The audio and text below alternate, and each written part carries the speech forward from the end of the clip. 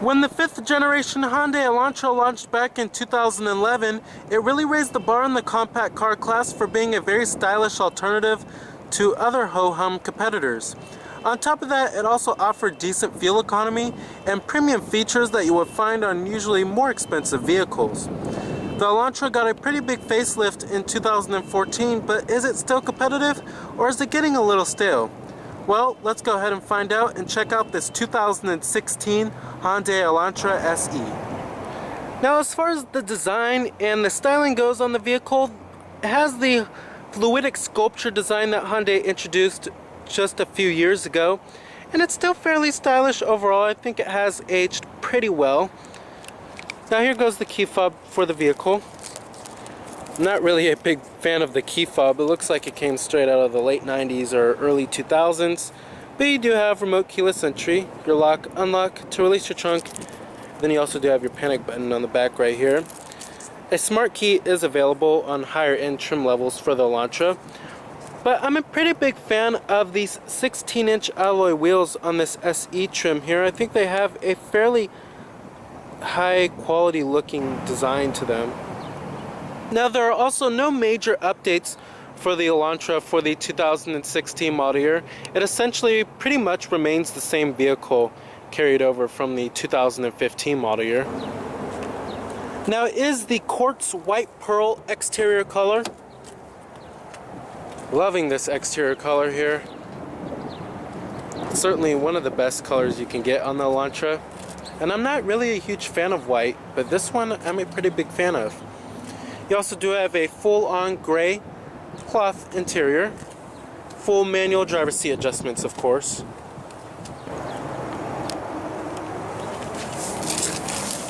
Now, stepping on into the interior for the Elantra, step-in height is fairly low. My biggest complaint about this interior, even though it has a decently stylish cabin design and lots of shapes going on everywhere, it's just getting a little long in the tooth. There's lots of gray inside of here, and it feels pretty Spartan, I have to say.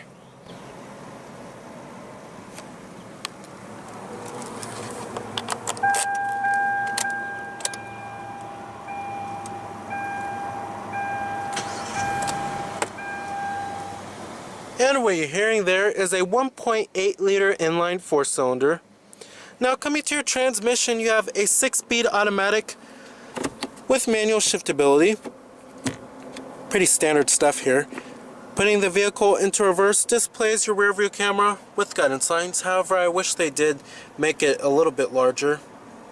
But you do have the option for a much larger touchscreen, and the backup camera will display on that. However, I wish even on this trim they made it much more bigger. And then you also do have your e-brake right here too. And I'm going to go ahead and turn on the lights. You also do have automatic headlights, and then your fogs, hazards too. Automatic driver's side window. I'm going to go ahead and pop up the hood, check out the engine bay. Heated exterior mirrors. You also do have a little blind spot mirror right there too.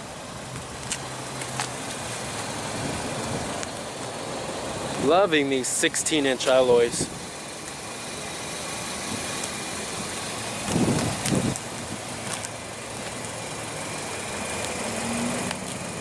Halogen headlights with your halogen fogs.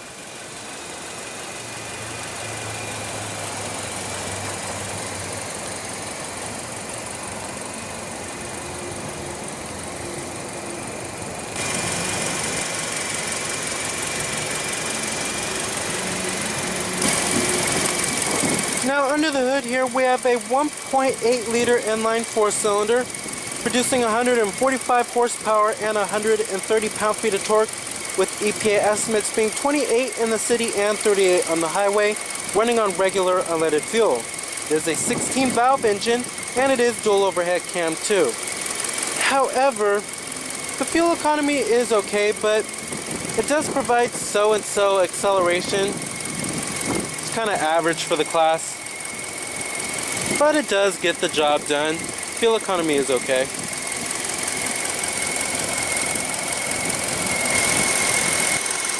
Mated with the 6-speed automatic transmission, it makes for a pretty responsive pair overall.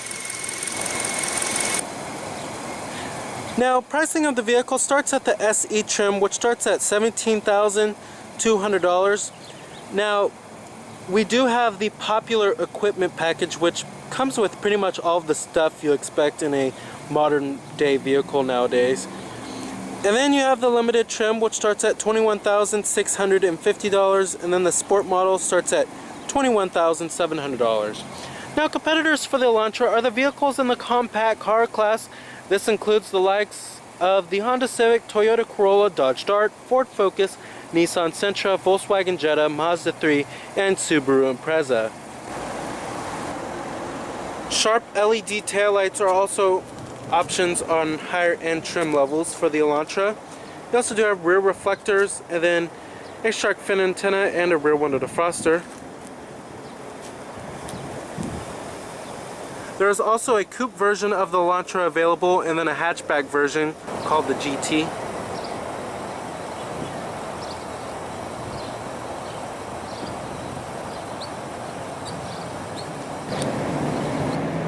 EPA estimates, like I said, are 28 city, 38 highway. Total vehicle price for this particular one is $20,400 since we have the popular equipment package. All of your basic power amenities, power windows, power door locks, and your power mirrors.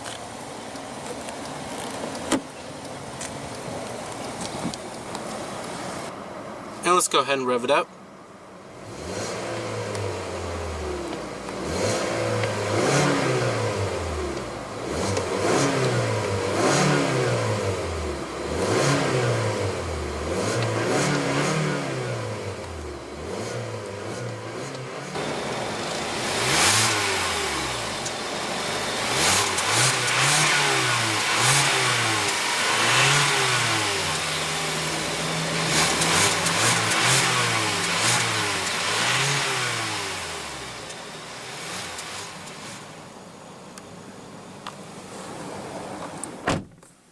Now, as far as build quality and materials go, inside of the Elantra here, it's pretty average for the class. Hard touch upper door panel. Mid door panel at least is wrapped in cloth. Armrest right here is nice soft touch. Soft touch padding on this part of the dashboard. Up here it's hard touch. Soft touch padding, hard touch plastic.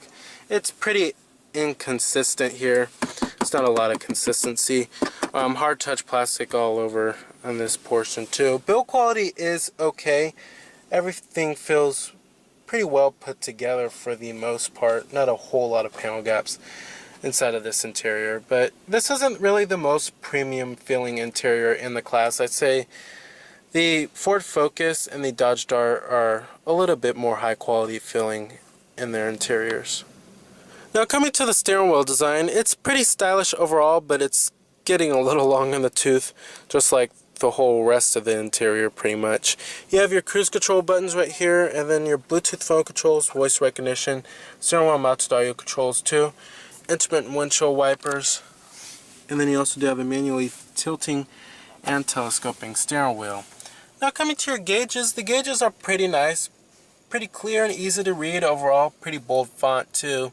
Coming to that little center screen right there, you have your trip odometer, your fuel gauge, and then also your coolant temperature, and then what gear you're in as well. Coming down here, this is where you will find your USB port, iPod integration, and then your auxiliary input, and a 12-volt power outlet. And a little storage cubby too, of course. Then your cup holders, nice soft touch center console lid. Decent amount of center console storage. It's not very deep, but it's pretty wide. Manually dimming rearview mirror, sunglass container, and then your interior illumination lighting. Now, the Elantra is a little bit lacking when it comes to safety technologies. You don't expect to find anything like lane departure alert or blind spot detection or adaptive cruise control. You will be able to find those on other competitors in this class, however. Now, coming to your AC controls, they're in a very stylish fashion, yet very easy to use and very easy to figure out too. You have your different zones right here. And then your fan speeds, temperatures, easy as that. Front window defroster, rear window defroster, recycling. You also do have your exterior temperature readout up there and your digital clock. Now coming to your main head unit right here, this is a 4.3-inch color display and it works pretty well. Love the rendering and the graphics of this little touchscreen right here. You have your AM, FM, XM satellite radio as well as your Bluetooth streaming audio on this bad boy. Turn Bluetooth on from your device in order to search. It's pretty easy to change the radio stations, and then you have your tune knob right there. But there is a much larger touchscreen available when you get the navigation system. But overall, this one is pretty easy to use.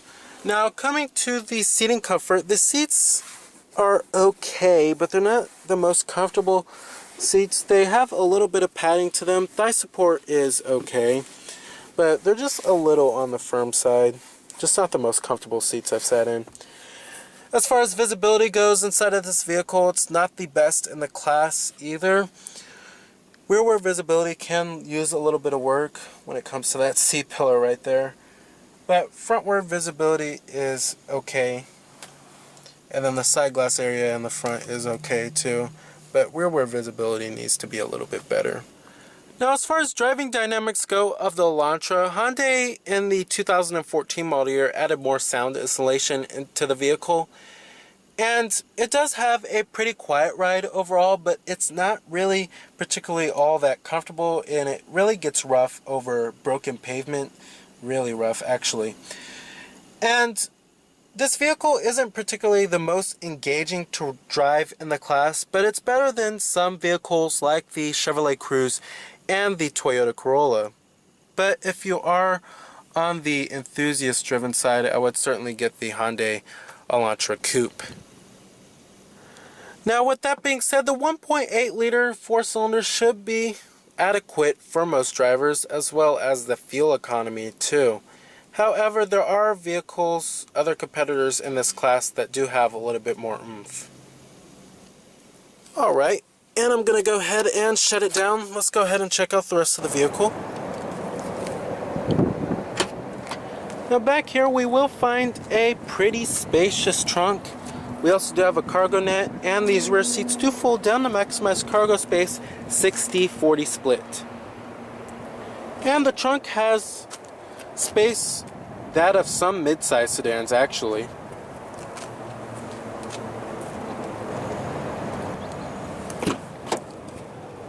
Build quality and materials pretty much do follow through in the rear. Still nice soft touch armrest, hard touch on the upper door panel, and wrapped in cloth on mid door panel.